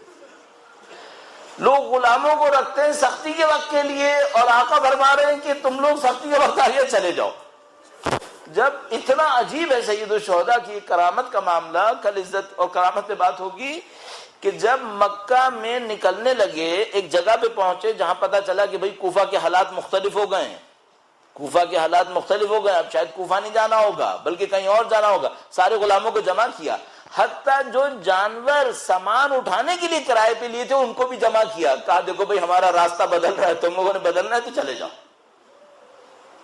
یہ امام اتنا بھی احسان نہیں لیتا ہے، تو اگر میں امام کے پاس گھر کے لیے آیا ہوں نا، یہ گھر دے دے گا اور پھر کچھ اور نہیں ملے گا، اس کا خیال رکھیے گا، خون دینے کے لیے کھڑا ہونا پڑے گا۔ جون نے اس کو پہچان لیا تھا، یہ معرفت تھی۔ جون کھڑے ہوئے اور کہا مولا کیا ممکن ہے کہ میں نہ جاؤں؟ آپ نے تو کہا ہے کہ غلام چلے جائیں، حکم تو نہیں ہے نا، ہم رک سکتے ہیں کیا؟ امام نے فرمایا کہ نہیں، ہم غلاموں کو چاہتے ہیں کہ وہ سختی میں چلے جایا کریں۔ اب دیکھیے کتنا عجیب ہے، حر کو ایک بات پتا ہے، اگر میں امام سے کہوں گا نا میں آپ کو کچھ دینا چاہتا ہوں، میں آپ کی مدد کرنا چاہتا ہوں، میں آپ کے لیے لڑنا چاہتا ہوں، امام نہیں مانیں گے۔ حر بہت نبض شناس ہے امامت کے، پہچانتے ہیں مزاج کو۔ تو حر نے یہ نہیں کہا مولا میں آپ کا ساتھ دینا چاہتا ہوں، آپ کیوں مجھے بھیج رہے، ایک اور بات کہی، کہا مولا آپ نہیں چاہتے میں سیاہ فام بھی کوئی نورانیت پالوں؟ آپ چاہتے ہوں گے۔ کہا مولا میں نے ہمیشہ آپ کی دسترخوان پہ نمک کھایا تھا، ہمیشہ یہ سوچتا تھا کبھی مجھے موقع ملا نا میں اپنے امام کا ساتھ دوں گا۔ کہنے کہ جب آپ مدینے سے نکل رہے تھے نا، میں اس وقت سے منصوبہ بنا رہا تھا کہ میں اپنے امام کا ساتھ دوں گا۔ بات مولا اور آقا سے نکل گئی تھی، بات امامت کے اوپر آئی، کہا میں اپنے امام کا ساتھ دوں گا۔ فرمایا تم ہمارا کیوں ساتھ دینا چاہتے ہو؟ اب پھر جون کو پتا ہے مجھے جنت نہیں مانگنی ہے۔ فوراً جون نے کہا مولا میں چاہتا ہوں میں سیاہ فام ہوں نا، میرا وجود نورانی ہو جائے۔ عزیزوں بہت عجیب تعبیرات ہیں یہ، انہوں نے نہیں کہا میرا جسم سفید ہو جائے، انہوں نے کہا مجھے نورانیت چاہیے، میرے مولا نورانیت چاہیے، مجھے خوشبو چاہیے اپنے وجود کے اندر۔ سید الشہداء نے اجازت دی، جون لڑنے کے لیے گئے۔ ایسے بس دو روایت، دو منظر آپ کی خدمت میں۔ جون لڑنے کے لیے گئے، کیسے لڑے، کس طریقے سے لڑے، ذرا اتاری یا نہیں اتاری، کیا ریجز میں پڑھا، وہ سب عملے علیحدہ۔ بس ایک موقع آیا جب جون زمین کے اوپر گرے، جیسے ہی جون زمین کے اوپر گرے، مجھے نہیں معلوم انہوں نے کہا ہوگا میرے مولا میری مدد کو آئیں گے، نہیں کہا ہوگا شاید۔ عاشق امام حسین جب زمین کے اوپر گرے، دوسرے اصحاب جانے لگے کہ ہم جون کا لاشا لے کر آتے ہیں۔ سید الشہداء نے کہا تم سب لوگ رک جاؤ، میں جون کا لاشا خود لے کر آؤں گا۔ جون نے میری نہیں جان دی ہے، میں جون کا لاشا خود لے کر آؤں گا۔ ایسے ہمارے پاس روایت موجود ہے، سید الشہداء جون کی طرف بڑھے، جب جون کے پاس پہنچے ہیں تو شاید جسم میں کچھ رمق باقی تھی، ابھی جان نہیں گئی تھی۔ سید الشہداء جون کے کنارے بیٹھ گئے، جون کا سر مٹی سے اٹھا کر اپنے سانوں کے اوپر رکھا۔ اتنی محبت اور نوازش کم شہیدوں کے ساتھ ہوئی ہے، اتنی محبت کم شہیدوں کے ساتھ کی ہے۔ سر کو اٹھا کر اپنے سانوں کے اوپر رکھا ہے، اپنے ہاتھ سے جون کا چہرہ صاف کیا۔ اللہ اکبر، یہ امامت اور انسان کامل کا ہاتھ ہے، اگر کہیں کسی کے چہرے کو صاف کر رہے نا، اب یہاں کوئی غبار باقی نہیں رہے گا، اس کی نورانیت عجیب و غریب ہو جائے گی۔ بس جب اتنا کیا، اس کے بعد دونوں کا ہاتھوں کو اٹھایا اور کہا خدایا جون نے ہماری خاطر قربانی دی، تو اس کے وجود کو نورانی کر دے، تو اس کے جسم میں خوشبو ڈال دے۔ روایت موجود کہ مثلا جون نے دیکھا کہ میں کہاں میرے مولا کا سانو، وہ واہ واہ واہ، یہ اچھی زندگی نہیں ہوئی، یہ اچھی زندگی ہے ظالم محترم، اچھی زندگی اس کو کہتے ہیں۔ کہا میرا سر کہا میرے مولا کا سر کہا، مسکرانے لگے، مسکراتے مسکراتے جان دی۔ ایسے روایت موجود کہتے ہیں جب مولا چوتھے امام اپنے معجزے سے آئے تمام اجزاد کو دفنانے کے لیے، تو بلی اسد نے امام سے پوچھا مولا سارے جنازوں میں سے خوشبو ہے، اس جنازے میں سے کیوں اتنی خوشبو آ رہی ہے؟ اس جنازے میں سے کیوں اتنی خوشبو ہے؟ فرمایا یہ ہمارے جون کا لاشا ہے، میرے بابا نے اس کی خوشبو کے لیے دعا کی ہوئی ہے۔ الا لعنۃ اللہ علی القوم الظالمین وسيعلم الذین ظلموا أي منقلب ينقلب۔ ماتم حسین۔